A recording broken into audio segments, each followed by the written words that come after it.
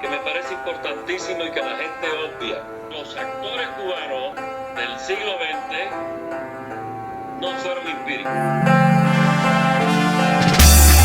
La Escuela de Arte Dramático de La Habana se fundó en 1940. Y allí salieron todos mis maestros, que los conozco 40 años después, en el 64, ¿ok? No todos, pero sí los que estaban vivos ya, ¿no? Y había otra gente que ya no estaba en Cuba que yo no conocí, por supuesto. Pero me parece importantísimo este nombre de debe ver si lo puedo decir bien, Chajowitz, ¿no? Era un judío austriaco que pudo salir en la Segunda Guerra Mundial de los campos de concentración y llegó a Cuba.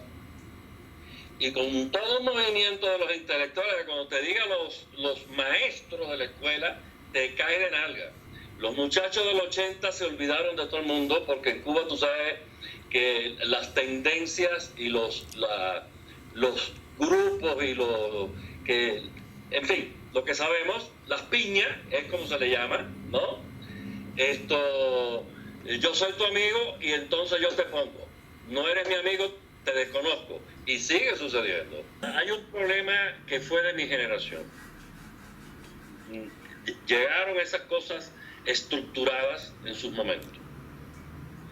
Teníamos que decidir, ¿tú eres actor del teatro o de la televisión o del cine? Y nos dividieron a todos. Y eso fue un terrible, eso fue espantoso. Cuando llega la generación del 70 y tal largo, Luis Alberto García, Alberto Pujol, dame nombre que se me fueron a todos, Isabel Santos, Beatriz Valdés, ¿okay? Ellos tuvieron una oportunidad que nosotros no tuvimos. Claro, ellos saltaban de medio. Pudieron hacer el cine, la televisión y el teatro. Yo no fui a la televisión hasta el 80. Claro.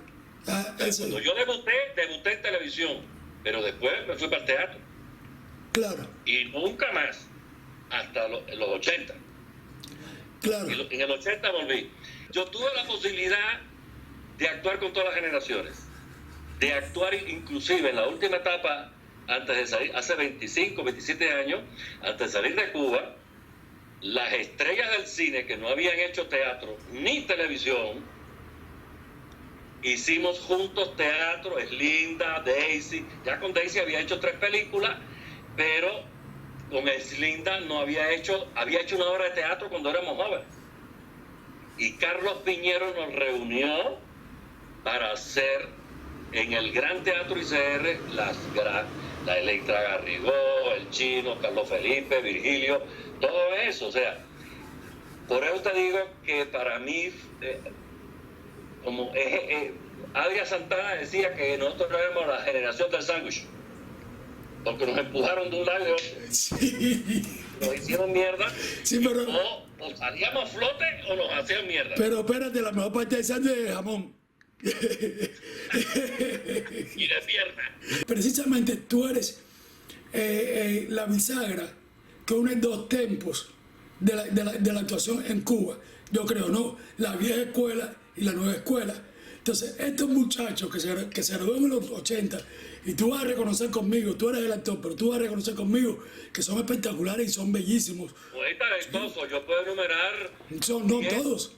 Gente talentosa reales. No, entonces, pero todo esto viene también por una imposición de la famosa escuela rusa, que yo no sé si es exactamente así, pero que ya es un estilo de actuación que es distinto, que es extremadamente teórico,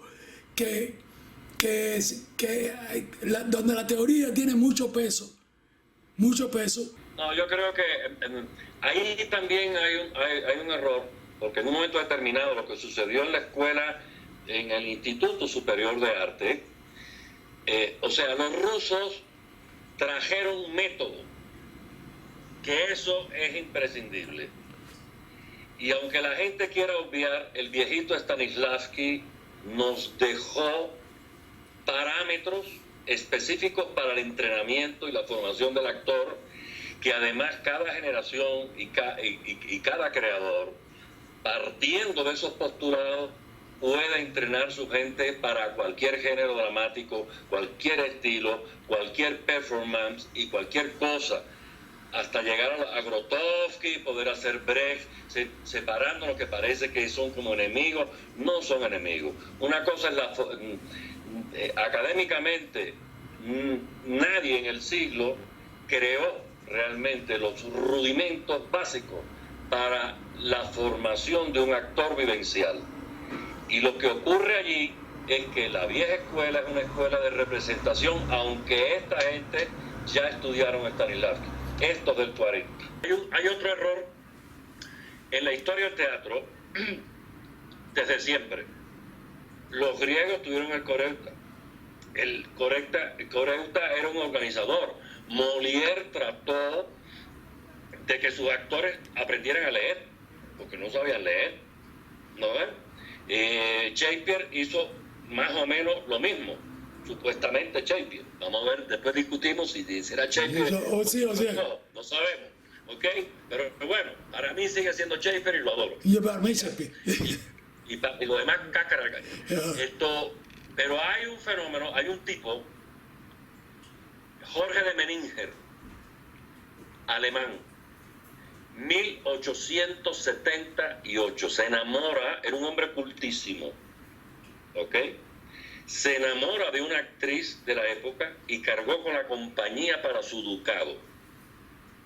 Y empezó a experimentar con los actores el tema de la naturalidad, de la verdad escénica, ¿ok? Antes que lo estuviera experimentando Appia en Italia, Stanislavski y Chekhov y Meyerhold en Rusia, y así, todos los que conocemos, que cada uno estaba. Y este hombre, en 1888-89, no sé, o sea, trabajó con ellos como 10 años, antes de mostrar en toda Europa cómo actuaban. En la Europa de Sara Bernard y de la Duce, ¿ok? Que era un estilo de actuación. Esta gente llegó y resulta que llegan a Rusia y era lo que estaba haciendo Stanislavski. Era lo que estaban buscando, estaban en el camino de cambiar la época y la cambiaron. Entonces viene todo el fenómeno de la revolución industrial, la psicología, y todo eso se apoderó, el teatro, de ese conocimiento. Le robó a la psicología palabras con un significado parecido, pero eso es lo que nos permitió a los actores despejar, entender qué querían decir los dramaturgos y qué cosa era un personaje, y cómo un personaje no era un recitativo, era crear un ser vivo creíble, ¿ok? Siendo una categoría estética. Y ahí es donde está el problema. Ahí es donde está el desfase, que alguna gente lo que hace es, tienen otra equivocación, naturalidad con inacción. Que eso se ve todo el tiempo. Y lo vimos en Cuba mucho tiempo también. Y ahora aquí en el cine latinoamericano tú ves que hay horas enteras, una gente con una cara inexpresiva, no mueve ni un músculo y creen que eso es lo natural. Pero así no es el ser humano del que tú partes. ¿Me hago entender? Entonces es una manera, ¿te acuerdas? Es linda como actuaba y no sé qué, y con Humberto, y ahí viene la Gardenia famosa, que es estilística, no era Raquel era muy buena actriz. En los 70 y casi a los 80, vinieron profesores rusos magníficos a Lisa, que creo que es lo mejor que pasó por Lisa, ¿ok? Y de pronto, con nuestro chauvinismo y nuestra utopía, dijimos, nosotros no necesitamos eso, nosotros nos abastecemos solos y estos rusos se pueden ir para el carajo, y los votaron. Y entonces, toda una nueva generación que sí era talentosa, que había sido alumno de Vicente, etcétera, asume la academia en Flora Lauten, Miriam Lescano, María Elena Ortega, etcétera. Y esa gente que ya tenía una formación también europea, en el caso de Miriam y de María Elena, o sea, pueden hacer academia y formar. Flora es mucho más experimental, más de praxis y más de talento individual, y sabemos cómo ha sido el trabajo de Flora maravilloso, ¿ok? Para una nueva generación. Pero lo que ocurrió es que estos alumnos, ¿ok?, borraron todo. La historia. Tú hablabas hace un segundo de una cosa muy importante para mí, ¿ok? La Academia Municipal de Artes Dramáticos, que fue vilipendiada, venida menos, todo lo que tú quieras, cuando se creó la ENA, ya existía en el triunfo de la Revolución la Escuela de Instructores de Arte. Y íbamos aparejados. La Escuela de Instructores de Arte y la Academia Municipal de Artes Dramáticas de La Habana tenía los mismos profesores que son esta gente de la década del 40. ¿Me hago entender? Con nombres imprescindibles en la cultura cubana. Cuando se abre la nueva escuela, a esta gente se les borra por varias razones, y entre unas razones que en algunos nombres de estos había como dudas ideológicas. Entonces, claro, cuando estos chicos se gradúan 5 o 6 años después, pues son ellos los únicos que existen. Los demás no existen, los demás no estudiamos, etc. Pero ¿qué me ocurrió a mí? Como yo soy la primera promoción de la revolución en esa academia, sí soy el puente. De ahí viene. Conmigo, Albio Paz, Carlos Pérez Peña, Hilda Oate, Daisy Fontao, Adelaida Gómez, en fin, nos formaba esa escuela, ¿te das cuenta? Y nos pasó una cosa interesante. Por ejemplo, yo no terminé el tercer año, y muchos de ellos tampoco, de la escuela. Nosotros, esa fue la primera beca, media beca, ¿ok? Y trabajábamos 12 horas diarias, de 6 de la mañana a 6 de la tarde, con los mejores maestros teóricos. O sea, yo tuve a Carpentier de profesor de historia del teatro, a Fandiño de historia del arte, a Centeno, a Garriga, a Elvira Cervera de teoría literaria, una mujer extraordinaria. O sea, a George en voz y dicción. Después los cubanos perdimos la voz y dicción. Si yo no hubiera tenido esa escuela, yo no hubiera podido comer en Colombia. Fíjate que muchos de los actores nuevos y magníficos que cuando fueron a trabajar al extranjero tuvieron el problema de la dicción. Pero que no es el acento, que no es el acento. Aquí, no voy a decir nombre, pero fue lo que pasó. ¿Quién es el que está aquí? Ajá. En las grandes ciudades, el colombiano se aprecia de hablar correctamente. Sí, eso es. Entonces, por ejemplo, yo recuerdo mi segunda novela, La mujer del presidente, que fue mi segundo éxito brutal, que fue lo que me afincó aquí. Escenas brutales de actuación me las paraban y a mí me daban ataque porque había aspirado una S. Así pagué el piso, como se dice. Ok, tu derecho de piso. Pero todo eso lo doy las gracias a Modesto Centeno, a Roberto Garriga, a Francisco Morín, ¿te das cuenta? A toda esa gente, a Ana Sáenz, a María Isabel Sáenz. Yo me recuerdo una anécdota con María Isabel. María Isabel fue la gran trágica cubana. Yo no sé cómo podían hacer eso, yo no lo vi porque yo era un niño, ¿ok? Pero ella hizo Medea la escalinata de la universidad. Y el público estaba sentado en la calle L, ¿ok? ¿Cómo se hace eso en aquella época? No sé. Tenía una voz de este tamaño. Cuando ya yo conozco a María Isabel, ella había tenido una trombosis, había salido de estar casi cuadraplégica, y se entrenaba todos los días en mi clase de danza con Soa Fernández.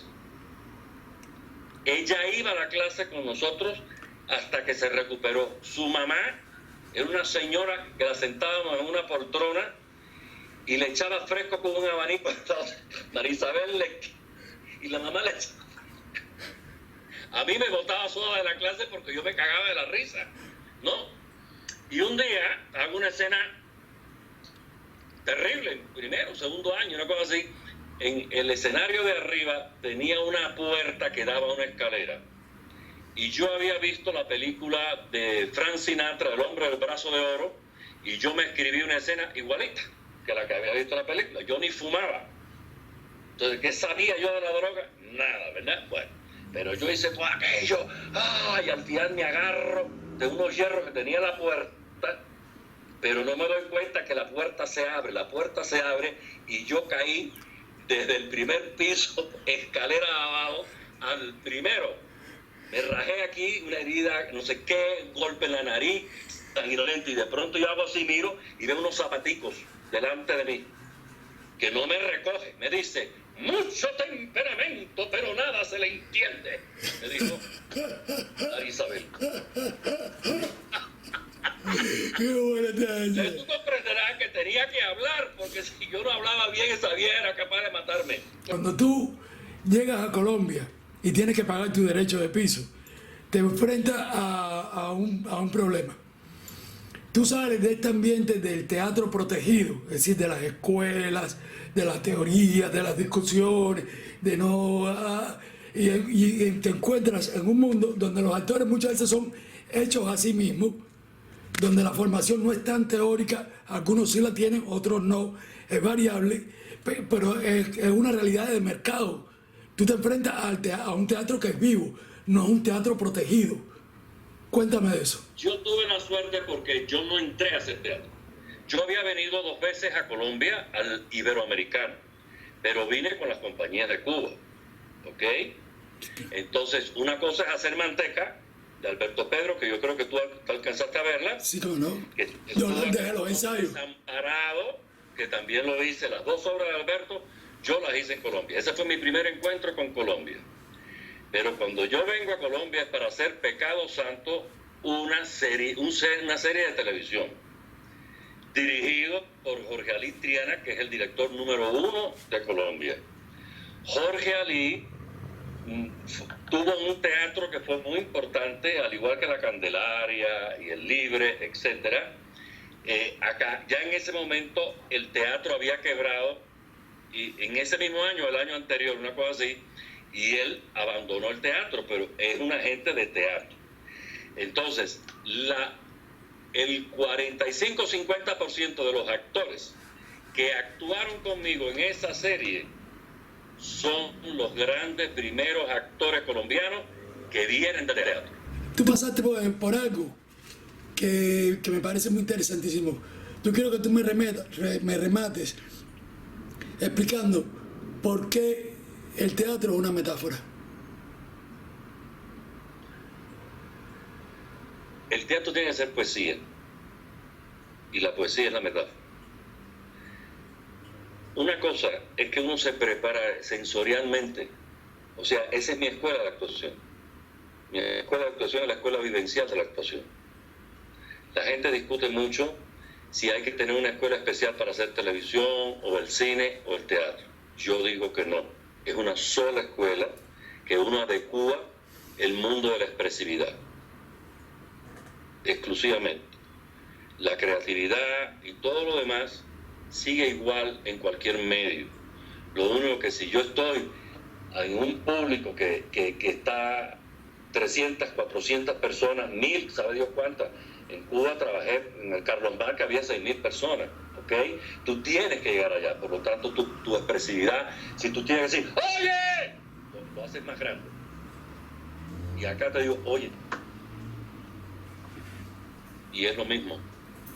El motor que me impulsa a decir, oye, es el mismo, ¿ok? El propósito, realmente. La expresión es la que se amplía. Entonces, en el teatro específicamente, uno no copia la realidad. Brecht dijo que el deber de un artista no es demostrar cómo son las cosas verdaderas, sino cómo son verdaderamente las cosas. Y eso es poesía.